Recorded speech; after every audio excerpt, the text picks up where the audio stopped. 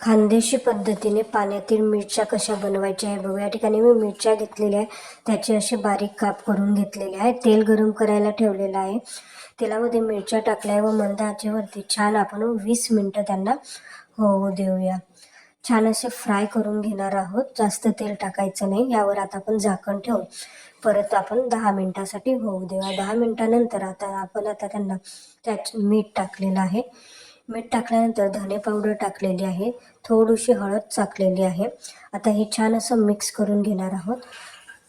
Mix करून घेतल्यानंतर आता परत आपण त्यांना 10 मिनटासाठी होऊ देऊया झाकण न ठेवता. 10 मिनटं झाल्यानंतर आता आपण त्यात पाणी टाकलेलं आहे.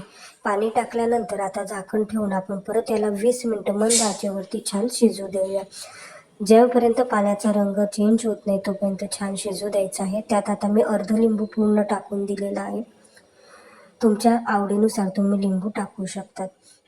परत झाकण ठेवून 15 मिनटं आपण मंद आचेवरती होऊ देऊया. या ठिकाणी आपली मिरची रेडी झालेली आहे. तुम्हाला माझी रेसिपी कशी वाटली हे मला कमेंट्स बॉक्समध्ये सांगायला विसरू नका व बेल आयकॉन दाबायला विसरू नका, जेणेकरून जे नवनवीन व्हिडिओ मी टाकणार आहे ते सर्वप्रथम तुम्हाला बघायला मिळेल. तुम्हाला ही माझी आजची रेसिपी कशी वाटली हे मला कमेंट्स बॉक्समध्ये सांगायला विसरू नका. Thank you so much.